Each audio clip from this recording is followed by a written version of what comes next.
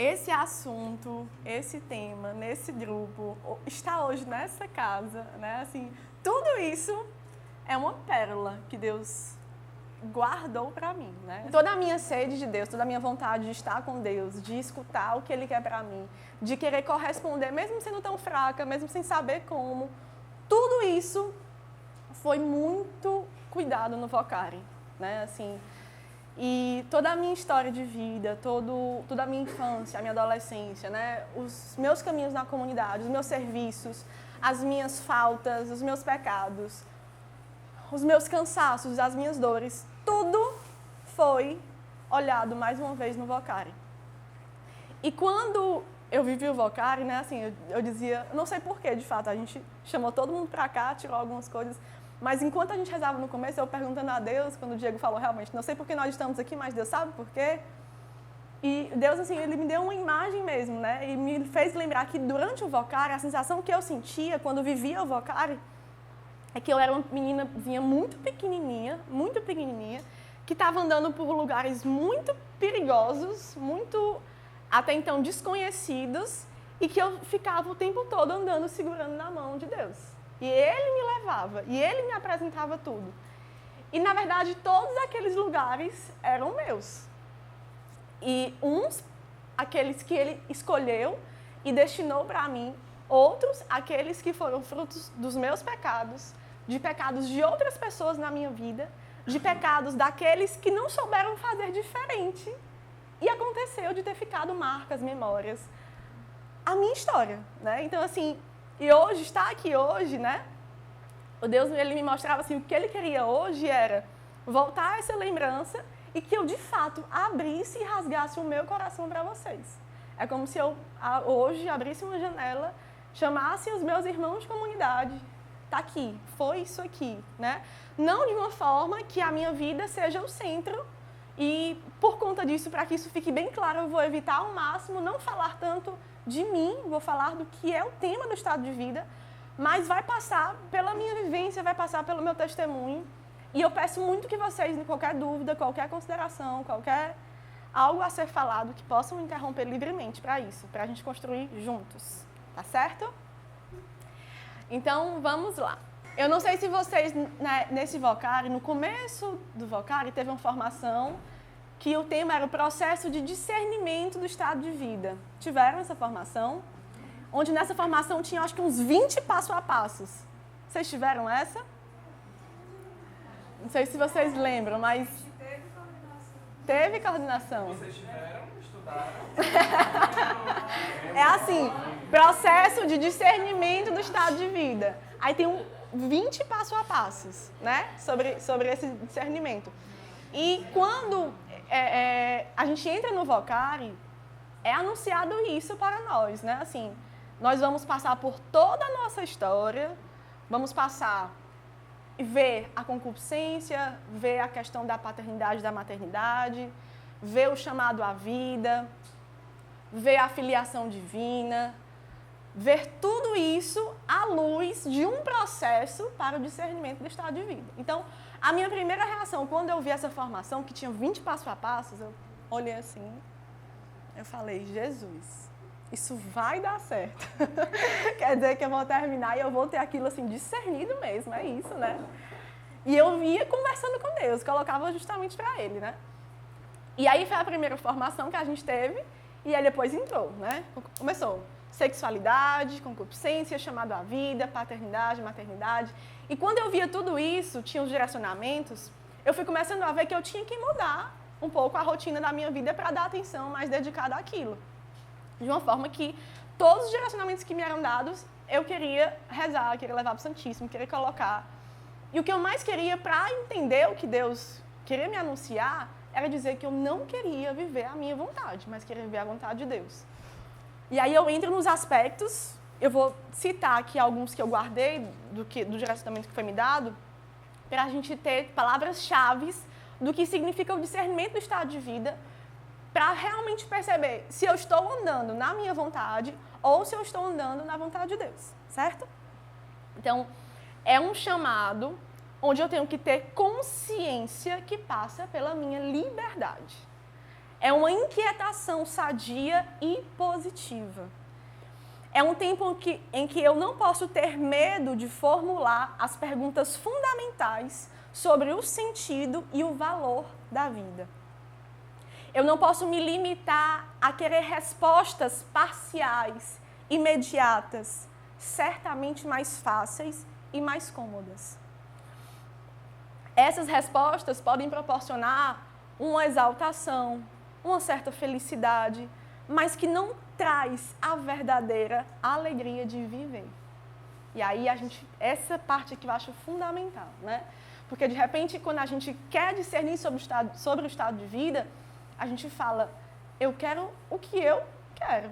Eu quero os meus sonhos, eu quero os meus projetos, eu quero isso como eu calculei.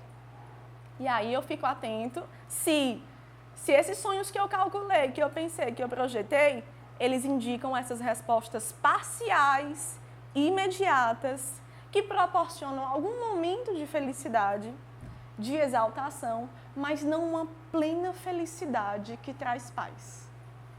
Esse aqui é importante da gente destacar, desde já, né? Porque senão eu vou ter um discernimento do estado de vida que nasce construído em uma areia. E a areia vai e vem, né? Aquele castelinho todo bonitinho que a gente faz quando é pequeno, né?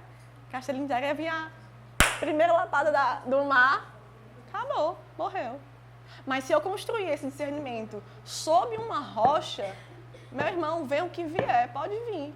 Porque quando mais vem, mais responde o chamado meu estado de vida. Quando mais vem as dificuldades, quando mais vem as provações, quando mais vêm as tentações, mais está solidificado na minha identidade aquilo que eu sou. Então, por isso que a gente tem que se encontrar com essas áreas. Por isso que a gente tem que ver a concupiscência, tem que ver a sexualidade, tem que ver o nosso entendimento de paternidade e maternidade. Tem que ver como a nossa história de salvação nos guiou para entender aquilo. E eu lembro de uma confissão que eu tive com um padre nesse assunto, que eu não conseguia pensar diferente. Eu não conseguia pensar diferente. E eu me culpava muito por isso, mas eu não consigo pensar que maternidade é só doação. Não consigo pensar, né? E o padre, com muita misericórdia, com muito tato, né? Vendo o vaso de argila mesmo que eu sou, disse assim, minha filha, você não consegue, não sabe? Porque no meio que você viveu, foi essas situações que lhe proporcionaram. E que as culpas não é nem desse meio que você viveu.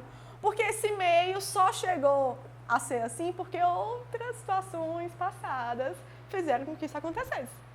Ou seja, quando a gente encontra situações na nossa vida familiar que põem em xeque os valores do Evangelho, porque são valores culturais da nossa família, a forma que a gente vê a nossa família agir e ser, eles só agem dessa forma porque um dia agiram e fizeram com eles.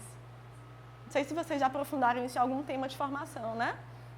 Mas é importante que a gente tenha esse olhar de misericórdia com a nossa história, com os valores que foram formados na nossa história, acolher, identificar que é assim que eu vejo e pedir a Deus a graça para que Ele converta na base, para que Ele converta de verdade naquilo que está sendo mostrado.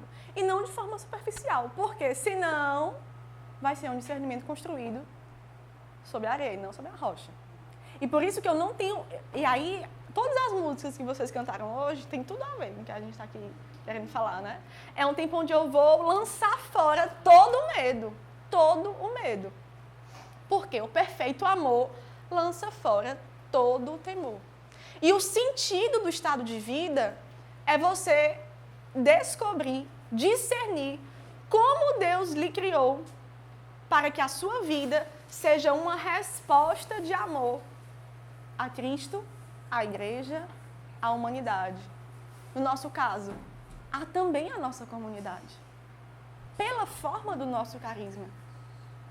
Então, assim, na minha vida, o discernimento do estado de vida, ele foi muito atrelado ao discernimento da forma de vida no carisma. O que é isso? Vocês sabem o que é isso?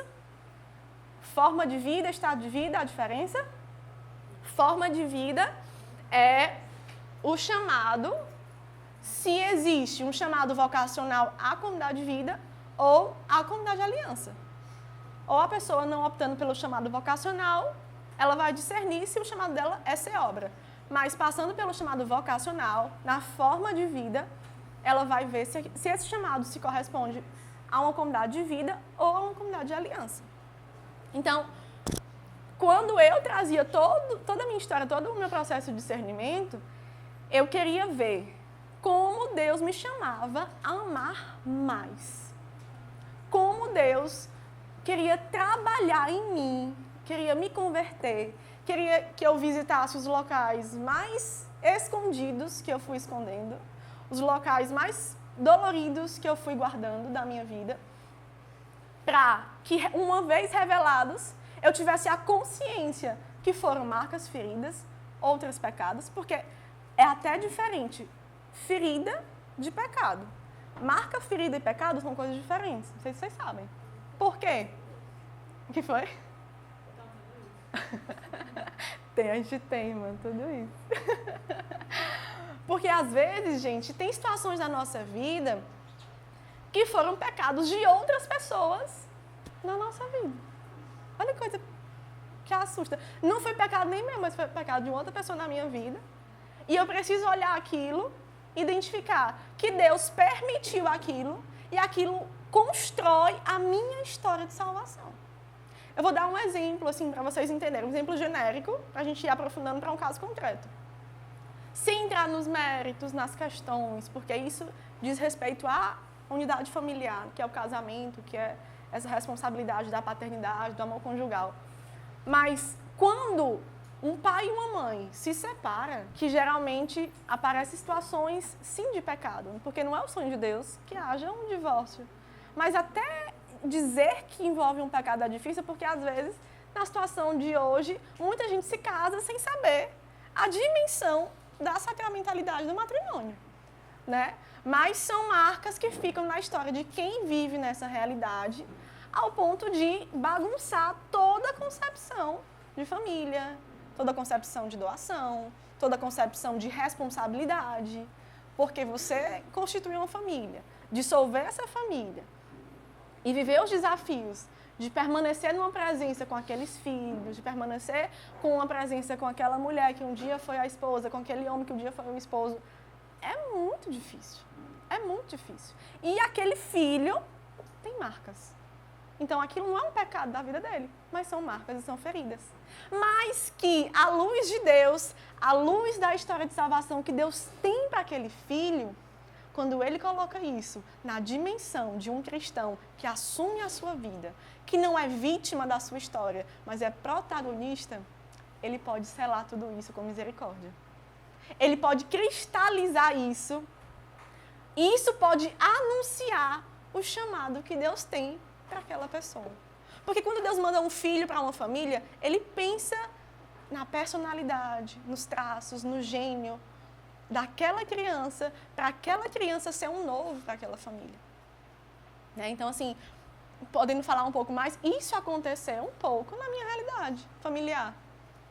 Quando eu tomei essa dimensão, quando eu percebi de forma inconsciente que tinham feridas na minha forma de ver o que é a família, porque eu vivi num ambiente de pais separados, eu quis assumir tudo isso à luz do coração de Deus. Eu quis primeiro entender o meu pai que é Deus, ama o meu pai que é Deus, ama a minha mãe e me ama também.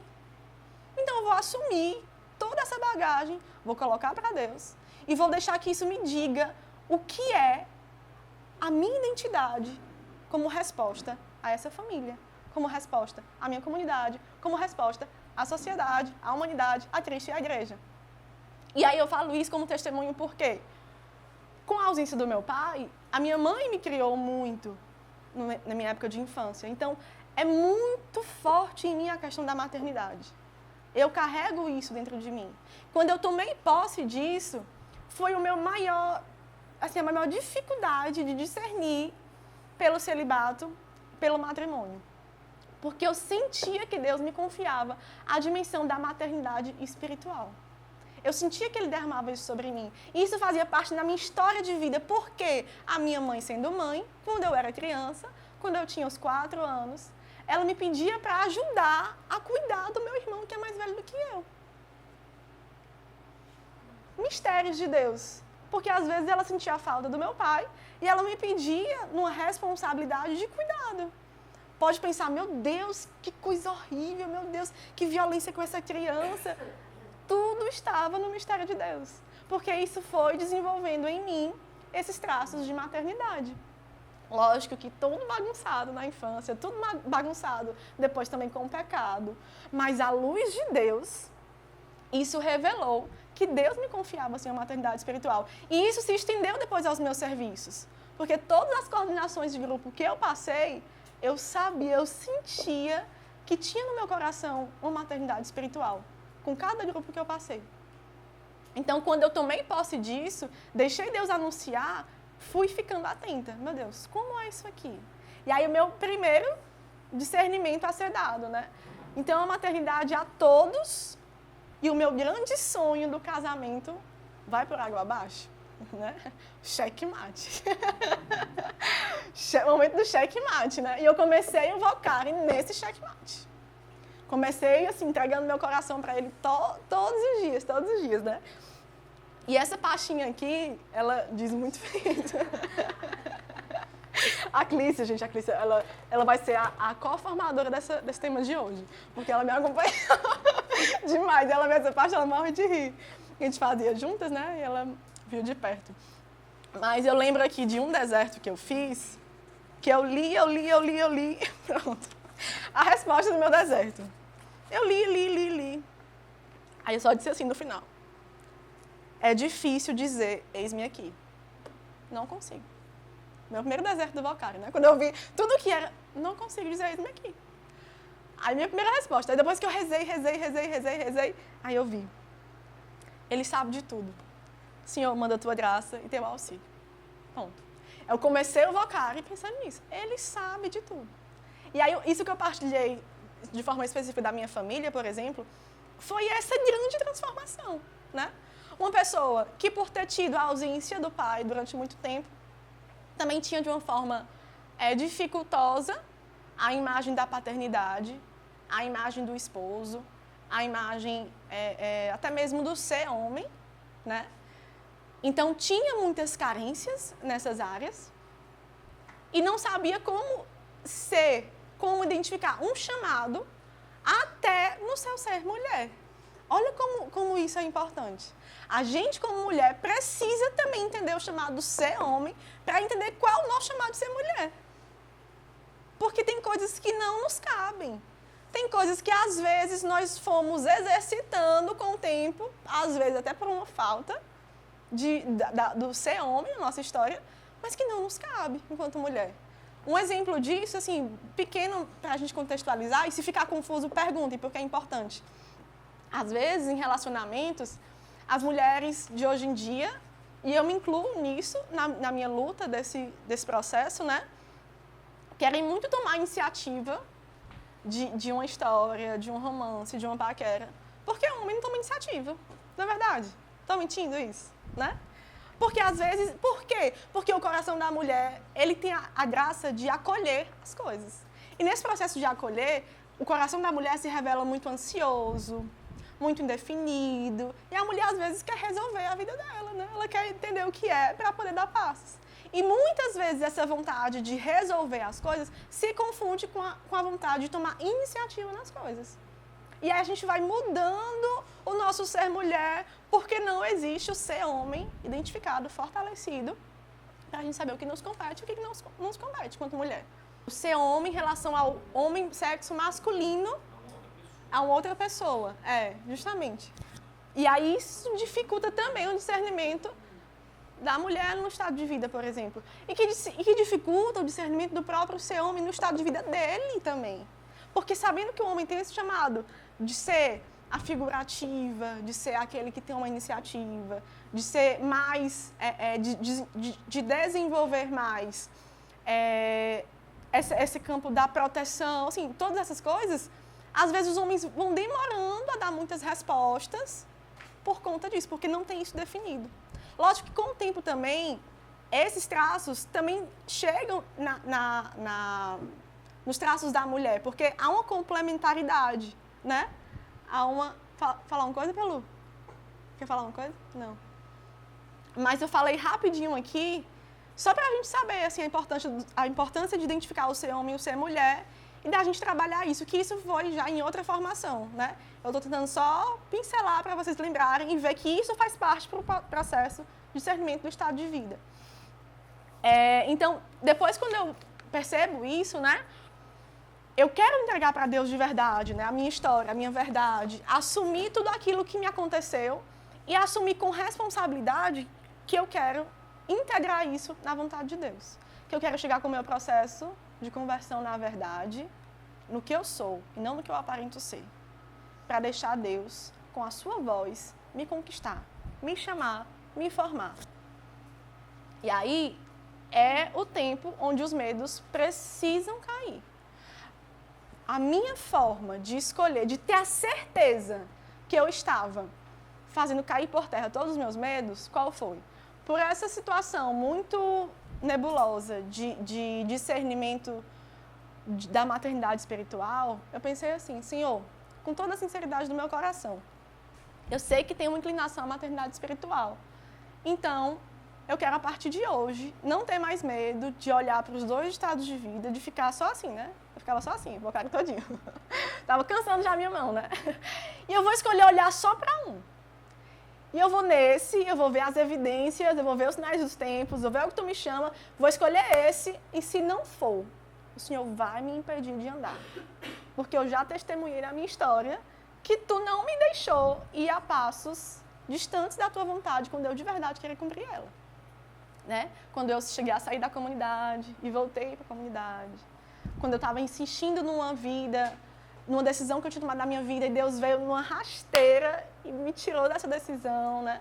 Então, tinha elementos na minha vida que Deus ele tinha me tirado quando era simplesmente minha vontade, né? Então, já que eu identifiquei essa maternidade espiritual, identifiquei esse meu chamado, essa minha vontade de me doar mais, já estou rezando com a comunidade de vida, eu vou escolher, vou optar pelo celibato. À luz do teu amor, da tua vontade, vou optar pelo celibato. Como o fio condutor que vai me guiar, né? Beleza. Eu lembro que essa decisão foi no final de semana do retiro dos Filhos da Luz. Eu estava na capela, eu estava na missa, chorava muito, muito, muito, muito, com muita dor, porque eu estava entregando todo o meu maior sonho de constituir uma família, né? E coloquei como se fosse numa oferta mesmo, ofertei para Deus, né? Tá aqui, Senhor, toma e cuida. Aí, nesse mesmo final de semana, eu ia dar uma formação num retiro, num grupo de pré-jovens. Num grupo não esqueci, enfim, num grupo, né? Dar uma formação no grupo.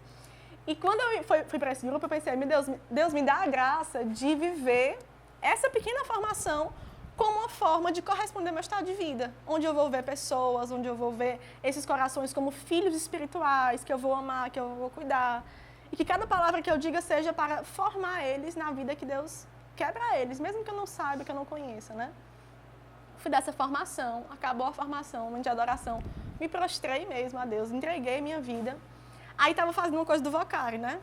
Aí parei, fui lá para a sala do retiro, peguei uma folha, comecei a escrever. Aí disse, Senhor, está aqui a minha oferta, a minha vida, ela é toda tua. E eu quero realmente me abrir à graça que tu me forme no celibato. Quando eu disse isso, eu estava escrevendo mesmo. Passou um ministro da Eucaristia, recolhendo o Santíssimo. Quando ele passou, ele me viu, aí eu parei, ajoelhei. Aí ele só disse assim, parem. Ele disse para as duas pessoas que estavam levando as velas, né? Parem. Aí eu olhei para ele, aí ele olhou para mim. Quando esse homem me olhou, eu não sabia nem o que ele ia dizer, mas quando ele me olhou, eu falei assim, esse é o olhar de Jesus para mim. Eu tinha certeza que era o olhar de Jesus, então eu fiquei atenta, né? Aí ele disse assim, ele me pediu para parar. Eu não sei o porquê, mas ele sabe. Apenas reze e você vai ter o discernimento correto. Então, tudo que você perdeu, tirou, não recebeu, não foi porque Deus lhe tirou. foi porque Ele guardava o melhor para você. E às vezes o melhor de Deus é misterioso. Passa por demoras, por esperas, por situações nebulosas que a gente não consegue ver de forma imediata. Mas pela fé, você sabe que é Deus lhe formando, né? Ela disse isso um dia, aí no outro dia eu me encontrei com um irmão de rua, ele estava vendendo, ele estava pedindo dinheiro, na verdade, estava com umas florezinhas que ele fazia. Aí ele disse, aí eu vi que ele estava querendo falar muito e muita gente estava esnobando ele, né? Aí eu quis dar qualquer moeda só para ter o contexto de conversar com ele, né? Tirei a moeda, dei para ele, e aí, irmão, como é seu nome? Thalisson, o nome dele. Ele disse, Thalisson. Aí eu, ei, que massa, como é que tu tá e tal, não sei o quê, falei com ele. Aí ele, deixa eu te dar uma flor. Aí eu disse assim, aí eu fiquei meio assim, né? Aí ele, é tão ruim quando a gente quer dar algo para alguém e essa pessoa diz que não precisa, diz que não quer, diz que não precisa. Gente, quando ele disse essa frase, eu fiquei assim, aquilo foi um estalo para mim, né? Porque eu lembrei quando a Tessia falou que Deus guarda o melhor, que muitas vezes, quando a gente é habituado a perder, a não receber, a gente acha que não precisa receber aquilo que é a luz de Deus, também um sonho que se tem, né? E você vai desconfiando, vai desacreditando. Aí eu paro, olhei para ele, aí ele, e eu vou lhe dar a mais bonita. Aí fechou tudo, né? Foi exatamente como a Tessia colocou, né? Eu quero lhe dar o melhor. E, de fato, ele me deu. Aqui eu achei mais bonita também, quando eu vi lá as que ele tinha, né? E aí ver como Deus prepara a gente. E hoje, quando eu falo para vocês, né? Terminando o vocário, eu tive o discernimento do estado de vida pelo matrimônio, mas sabendo que a maternidade espiritual que Deus me guiava era a comunidade de vida. Que dentro da comunidade, chamando Deus à comunidade de vida, passava também pelo meu coração um ser materno de forma espiritual. E que esse caminho para se dedicar a isso era a minha forma de vida. Quando isso foi descoberto, assim, deu a paz, né? E Deus, ele foi muito, assim, ele, ao longo da história ele tinha dito, né? Que o processo do discernimento do meu estado de vida, ele ia se concretizar à medida que o carisma tivesse inteiramente realizado em mim, à medida que a minha forma de vida estivesse completamente solidificada e o matrimônio fosse, de fato, um acréscimo. Porque eu sou missionária. A minha vida é ser missionária da comunidade de vida, do Carisma Lumen. E, à medida que eu vou buscar o reino, ele vai me dar esse acréscimo. É muito delicado eu falar isso para vocês, porque eu não tenho obras para mostrar para vocês disso. Eu tenho meu testemunho, eu tenho a promessa que Deus fez para mim, que Ele disse para mim, não por sentimentalismo, porque eu me quebrei completamente para não ir por esse caminho, não por uma oração rápida, foi um discernimento de todo o vocário, e pelo tempo que Deus podia falar ao meu coração. Talvez Deus queira me falar muito mais da minha vida, mas Ele sabe que o meu coração só podia escutar aquilo naquele momento. Então, eu não tenho obras concretas para mostrar para vocês. Hoje eu não sou uma pessoa casada, com tantos filhos, né? Para dizer isso, que eu sou casada, que meu estado de vida... Não sou, mas eu tenho uma promessa que Deus me fez e que, à medida que eu trago ela na minha história, eu já sou mulher, já sou esposa, já sou mãe, já sou filha.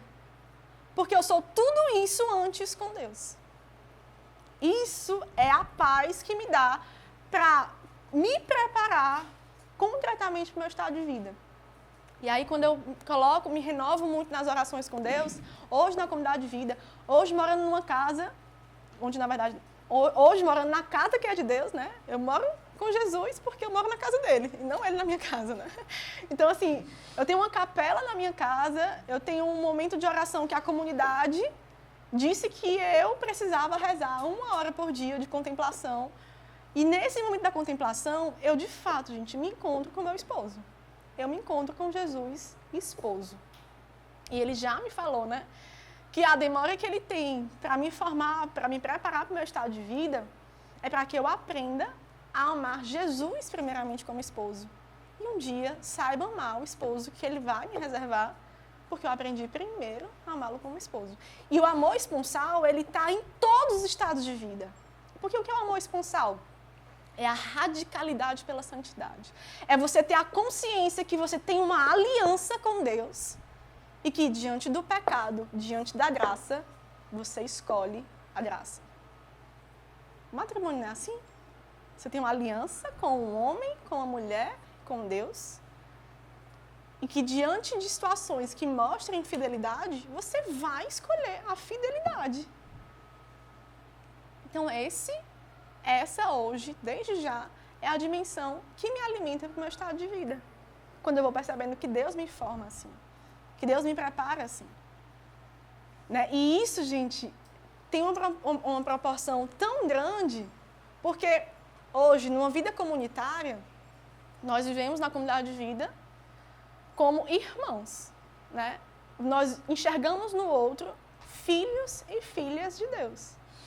Agora, o ser comunitário, tornar uma vida comum, traz seus desafios. Uma mãe com um filho tem discussões, irmão com irmão tem discussões, não tem? Né? Os esposos entre si, às vezes, para decisões para os filhos, têm discussões. Aí você imagina cada pessoa, com cada cultura diferente, com cada história diferente, dentro de uma casa, que se uniram por causa de um chamado, de um carisma, onde Deus quer a conversão de todos, mas todos nós chegamos com a nossa malinha, cheio de feridas, cheio de marcas, cheios de pecados. E no dia a dia, às vezes, isso é colocado em xeque. E o amor, ele vem para vencer todas essas coisas. E tornar-se esposo, esposa de Jesus, a alma esposa de Jesus, me leva a perceber que eu tenho que tornar a minha vida à disposição de me doar. Eu tenho que tornar a minha vida como um instrumento de doação. E hoje, a comunidade de vida, a vivência comunitária, a vivência com os meus irmãos, me preparam, eu vejo isso claramente, me preparam a esposa e a mãe biológica que eu vou ser. Até mesmo hoje, especificamente, no chamado de irmã unidade que eu tenho, os meninos têm que me pedir autorização para tudo. Tu imagina isso? Chega uma pessoa e me pede, eu posso ir no McDonald's depois da reunião, chegar depois de 10? Aí eu olho assim, né? E digo, meu Deus, o que eu vou dizer? Né? Assim, aí você, para dizer isso, tem que conhecer a necessidade da pessoa. Tem que saber se aquilo naquele momento é realmente necessário. Se naquele dia é bom para ele. Ou se naquele dia pela casa não dá, tem que ser um não. Tudo naquela hora, né? E quando eu me vejo nessas situações, eu vejo amanhã, um dia, um filho pedindo isso, ele tem que chegar cedo para estudar, para ir para a escola, seguir a vida, depois vai, depois sai. Faz parte perder, faz parte ganhar na vida, né? Mas eu, com meu coração, que quer agradar tudo e todos, e às vezes não agrada a Deus por causa disso, se perde muito. Então, olha como Deus faz, quando Ele chama e quando Ele revela um chamado, é para tudo. Como o chamado que Ele revela no hoje, mesmo que não seja concretizado, Ele já dá os elementos básicos para preparar, para discernir, para formar, para mudar o ontem, pela misericórdia de Deus, para formar no hoje e para preparar para o amanhã. Então, eu só consegui assumir isso com todas essas ofertas para Deus, essas disposições, essa certeza de que eu não precisava mais ter medo, porque eu tinha medo demais. Né? Eu vivi um namoro de 4 anos e nesse namoro já eu sentia uma inclinação de algo mais para Deus e eu pensava que eu deveria terminar esse namoro um dia para seguir uma vocação religiosa. Né? Então, nesse tempo eu já sofria com essa tensão de, meu Deus, eu tenho que dar mais, tenho que dar mais. E talvez não é assim, talvez não é desse jeito, né? Acabou que eu terminei esse namoro depois. Foi uma pessoa que passou na minha história, fez muito na minha história, mas que eu revelei diante de mim depois, que não foi até mesmo naquela experiência, não foi nem mesmo uma dimensão onde o amor foi completamente amor. Tanto que passou, tanto que acabou. Tá entendendo? Não porque não era uma pessoa maravilhosa, mas tanto dele comigo, tanto eu para ele. Assim como ele passou na minha história, eu também passei na história dele. Porque, de fato, não era amor. E aí eu queria entrar numa base de um bom discernimento para a gente ter em relação também à dimensão e concepção, entendimento de amor nas nossas vidas, né? Muitas vezes a gente associa o amor a coisas, ao sentimentalismo, a vontades, afetos. Mas o amor, gente, ele é amor quando a gente mais se sente responsável por essa pessoa. E ele é amor quanto mais a gente quer ser um bem para essa pessoa. Eu não quero fazer o bem, não quero nem o bem para ela. Eu quero ser o próprio bem para essa pessoa. E isso em todas as dimensões de uma vida, em todas as dimensões de uma vocação. Para um bom discernimento do estado de vida, passa por isso. Porque sendo celibatário, sendo cônjuge, sendo sacerdote, eu vou me tornar responsável por almas, por pessoas, e eu vou precisar ser um bem para elas. Se não for nessa intenção, está fadado ao fracasso no meu estado de vida. Está fadado a frustrações, está fadado a decepções. E Deus nos deu só uma vida para a gente gastar. Uma vida para a gente ser plenamente feliz nessa terra. Sempre com a atenção de que eu queria ser mais, porque só no céu, perfeitamente, né? Mas nos deu uma vocação para nós sermos felizes plenamente. E todo o processo de demora, de espera, é para nos preparar. Quando eu, conversando com uma pessoa que é comunidade de vida também, que é chamada ao matrimônio, esses desafios, né? De como se dá tudo isso, conversando com ela, eu dizia, né, um pouco dos meus anseios, um pouco do que eu via, um pouco dos desafios também da demora, da espera. E ela me disse assim, Lívia, o mais interessado é Deus. Se Ele não deu tudo de forma concreta ainda, é porque Ele sabe que você não está preparada ainda. E quando Ele lhe chama a esperar, quando Ele lhe chama a sofrer um pouco as demoras com Ele, é porque Ele está lhe preparando nisso. Então, essa demora não é sinal de morte, não é em vão. Essa demora é para Deus ser glorificado com isso. E se a minha vida é para glorificar a Deus, acabou, meu povo. Posso demorar aqui 7 anos. Morrendo de medo. Eu não digo isso centrado em mim, digo isso segurando a mão de Deus. Se Ele quiser, por que não? Ele que sabe que é o melhor. É Ele que sabe. Eu, por mim, terei meus 5 filhos já, ou mais. Não, tenho 24, dá para ter 5 filhos casando, né? Mas queria já ter muitos filhos e estar casada. Mas como eu não seria feliz se o meu hoje não fosse essa casa? Se o meu hoje não fosse dar bom dia, boa noite para ele, aqui, assim. Se o meu hoje não fosse conhecer corações diferentes demais, e belos demais, preciosos demais. Quando vem uma tentação, a minha demora no meu estado de vida, porque elas vêm, né? Vêm às vezes com tudo. Eu fico assim, às vezes meio zonza, né? Eu chego na capela só, eu digo para mim mesma, eu sei que eu sou feliz vivendo o que eu vivo hoje, da forma que eu vivo. E eu lutei muito para estar aqui. Eu demorei. A comunidade de vida foi uma demora de 3 anos para mim também. Então, eu sei o que eu passei. E eu sei que eu não troco isso por nada. Eu sei, eu ouso a dizer, segurando na mão de Deus também, que eu não troco isso principalmente. Isso é importante pela minha história de vida, né? Não troco isso principalmente por algum homem que se apresente e diga que será o meu esposo. A pessoa que me conhecer, que quiser entrar nessa aventura, vai ter que entrar nessa aventura com um monte de carga junto. Independente de como seja, não temos resposta para isso ainda, não sabemos. Mas o meu matrimônio nunca vai excluir a comunidade de vida. Então, por isso, e Deus é tão sábio, gente, para eu dizer isso aqui hoje, vocês não acham que isso foi muito provado na minha vida, não? Vocês não acham que naquele momento que eu tinha que discernir, ou entra, veio alguma coisa, não? Veio situações, veio pessoas, veio... E por amor a Deus, confiando em Deus, eu sabia o que tinha que ser feito. Eu sabia o que tinha que ser feito, né? E hoje é isso que me traz essa paz. Por isso que Deus me pede toda essa demora para o quê?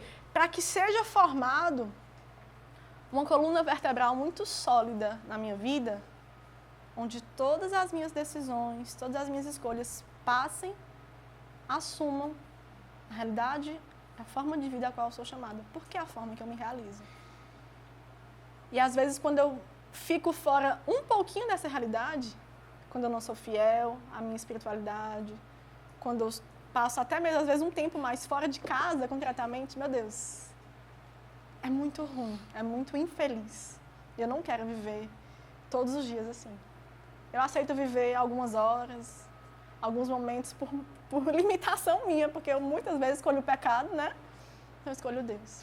Mas lutando para ser em Deus, para viver em Deus, quando eu volto, eu vejo que é assim que é aqui. Né?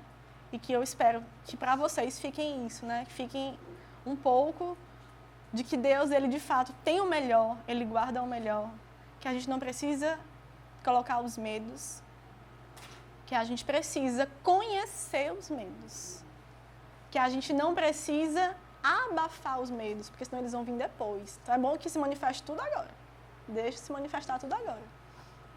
Mas conhecer os medos para Deus acalentar, acalmar, nos capacitar. E só para fazer um link a quem já tem o discernimento do estado de vida fechado, né? Como tem situações aqui hoje no Vocário que passam por isso. Eu acho que para vocês, gente, Deus me deu assim, uma emoção agora, né? De levar para o Senhor a decisão que foi tomada e de perceber a graça da renovação dessa decisão todos os dias. E como Deus ainda tem o que revelar, né? Assim, uma forma, falando aqui na nossa comunidade, um exemplo de um casal que eu vejo muito isso, assim, é a Andresa e o Aristeu, assim. Por quê, né? Porque eu vejo um casal que guia nos passos da comunidade, num abandono muito grande, e eles, como casal, eles assumem muitas coisas na comunidade. Então, talvez, não sei de fato como é para eles a questão dos filhos, né? Mas talvez as demoras de Deus para os filhos que não vieram ainda seja para preparar tantos filhos espirituais na comunidade, né? E isso mostra o quê? Que não é porque eu já me casei que eu já tenho todas as respostas. Às vezes Deus quer mais do meu casamento. Às vezes Deus quer mais em me dizer o que é ser uma esposa, o que é ser um esposo, o que é ser uma mãe, o que é trazer para o Lumen um filho. Meu Deus, deve ser massa demais. O que é chegar na casa do Lumen com um filho, o seu filho amar o Lumen, né? O seu filho dizer, eu quero ir para o Lumen. Deve ser muito bom, né? Assim, então, deixem Deus falar. Não achem que Deus já falou tudo. Deus ainda tem muito o que falar. Deixe Deus surpreender. Fiquem à escuta de Deus. Porque Ele nos chama. E nos chama o tempo todo. E nos chama para sempre. Então, a gente precisa permanecer perto dEle. Para ouvir, discernir, corresponder, acolher e viver, né? Chega um momento que uma pessoa testemunhou um dia, quando ela se consagrou no celibato, ela disse assim, ai meu Deus, pronto, eu posso morrer, já decidi. Aí o padre chegou para ela e disse assim, você agora decidiu, aí agora vai começar a viver.